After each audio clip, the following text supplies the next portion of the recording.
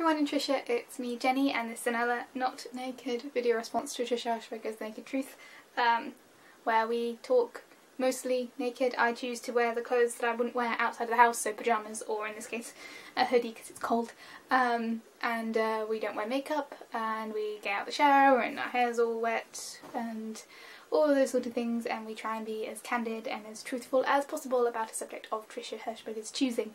And this week's topic is censorship, and I was going to set a timer on my phone, but it's too late because I've started filming to try and keep this short because it's an absolutely blipping massive subject to try and cover in a short video. I tried to take I took a rather long shower to try and organise my thoughts for this in my brain, and it didn't really work because the more I thought about it, the bigger the subject got. So, censorship. Obviously, there is a lot of different aspects to censorship, and other things that kind of fall into it is copyright and freedom of speech, and those are the two kind of key ones that kind of link in quite closely with censorship. If we're going with censorship of news outlets, it's a very complicated thing because it's the kind of complex balance between information and sensitivity. Clearly I quite like that Phil, when he's talking about things like mass shootings, he doesn't feature the name or the picture of the people who are you know, doing the crimes, and features the names and pictures, if he can, of the people who were victims to the crime. So it's about the victim and not about the person who's doing the deeds, which is something that's very unusual, and I do like that because it, you know, highlights the human aspect of it. But when he's using that, he always puts his sources in the description so that if you were to want to find out this information, it is available, and that information is always widely available because it's a news conglomerate rather than a news outlet. Or maybe that's the other way around. He takes the sources and then redistributes them rather than doing all of the research firsthand. Because of that, it means that in comparison to some news companies that are so wanting to get information out firsthand and quickest, they don't necessarily do the best research. He uses multiple sources, so that's good. It also means that when it comes to Phil's specific level of censorship, he does choose to censor some of his stuff and choose what he put out there. He always allows the information to also be available. For example, with leaked photos, he will say, you know, the pictures are out there, go find them yourself, but I won't put them here. And that's a really good moral standpoint to censorship, where he says, look, you can find the stuff out there, the information is out there, but I'm not going to feature it because morally I feel obligated not to. And that's I think that's a very good level of censorship for where Phil is in terms of the world and in terms of his business. While if you were to say that with the BBC, where they say we're choosing not to show this because it becomes a whole different thing, because news companies have the supposed authority and persona of being totally open and honest and giving you actual direct information, and because they then have to choose to censor certain things, there's only a limited amount of time. You can't cover every single aspect of every single thing in a news programme. Even if you're running news 24/7 on 4 different channels, you can't carry everything, and you can't cover everything from every single perspective, because every single human being has a different perspective on something. So you have to choose what you're going to say, you have to choose it within that time, and you've then got to choose for your audience what you would be allowed to show. Obviously, pre-Watershed, there are certain things you can't show.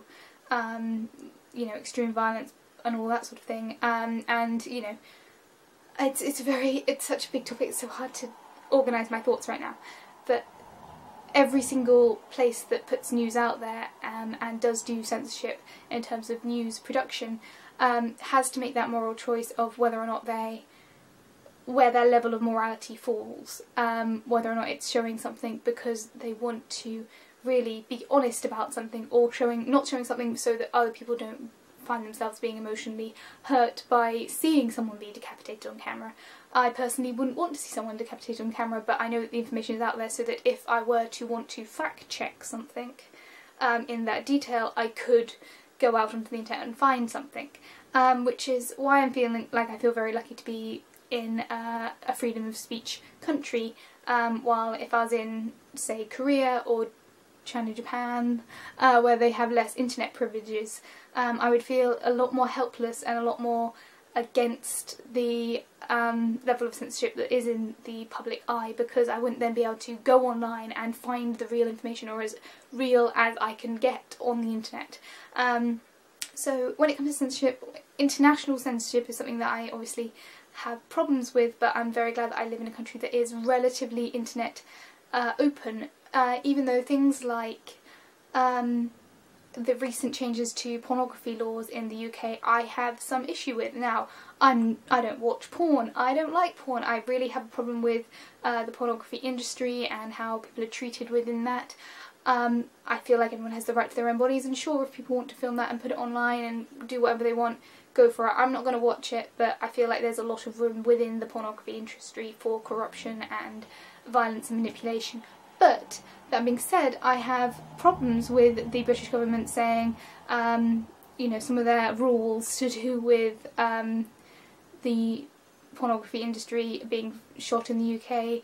I'm never going to watch it, no matter what it is, but I don't particularly like the concept of the fact that they can show the male aspect in full, you know, close-up cameras apparently, but they can't film the female aspect anymore. Like, the fact that female pleasure is something that cannot be shown. I'm not going to watch it, I don't care, but it's one of those things that I'm like, that seems immensely gender unequal, that we can have something shown on the male behalf and not on the female behalf.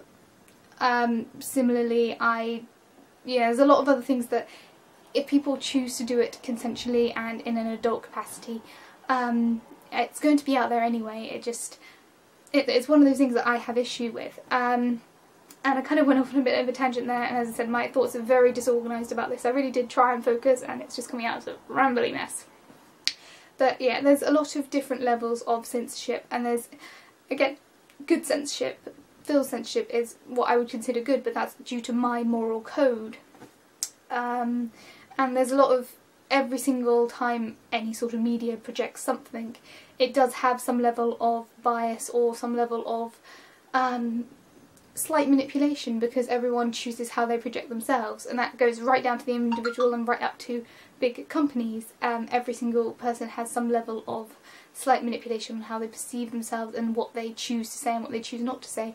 When it comes to freedom of speech, the freedom of speech laws also dictate what people choose not to and choose to say. So you can say nothing, and that is within your rights. As someone living in a freedom of speech country, you have the right to say nothing.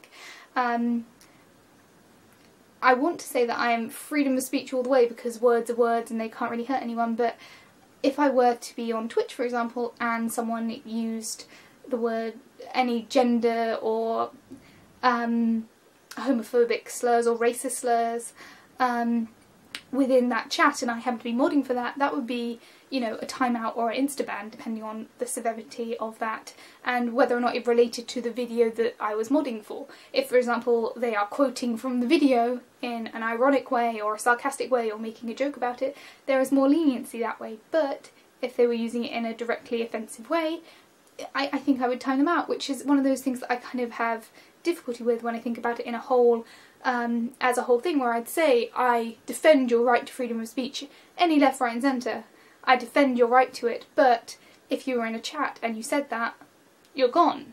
And that's something that I kind of have to struggle with occasionally, because I want to morally say freedom of speech, words can't hurt, but if anyone is actually being offensive or threatening or encouraging incredibly nasty social discourse, I don't want to encourage that.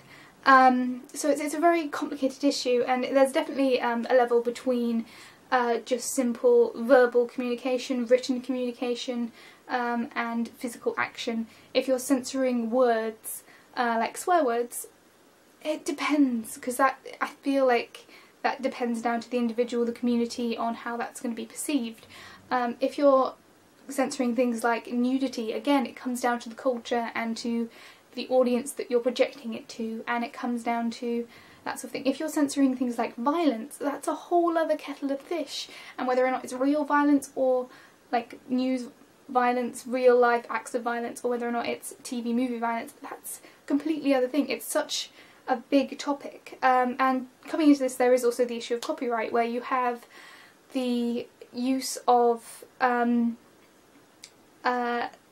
know, someone can lay claim to certain words. So if, for example, you were to quote a film or to take a clip from a film, then people have the right to say, that is my property, it belongs to me, therefore you're not allowed to use it, and take away or cover up whatever you've been saying. So copyright claims are a very complicated issue, and if you go into the legal side of copyright, you're going to fall into a black hole forever and a day. But because of that, that also comes into freedom of speech and into censorship, because at what point does something become open source and the ability to use by everyone? At what point does it still belong to a certain entity? There's a thought that I had a while ago, which is, well, I thought when I kind of came to the conclusion when I was mid-teens, which is, every thought that has ever passed through my brain has passed through the brain of every single human being on the planet, or at least one other human being in the history of the world. Every single thought that I have now and will ever have will pass through the thought of multiple thousands of other individuals during the course of the human race. No thought is original, and yet no one else will ever think that at exactly the same point in time, at exactly the same place, within the exact same mind as me. So every individual has their own perspective and their own individual entity and their own individual thought process and morality, and then trying to fix that to a whole, trying to fix that into what is allowed to be said and what's not allowed to be said is a whole other thing. And wow, I've been talking way too long and I've gone on to a way more introspective place than I was expecting. I am sorry. I am very, very, very, very sorry. I don't know if I said anything even remotely relevant or useful in this video, but it's a one take. So, yeah. Oh my god, I am so sorry, Trisha. I know you're busy. Oh god, oh god.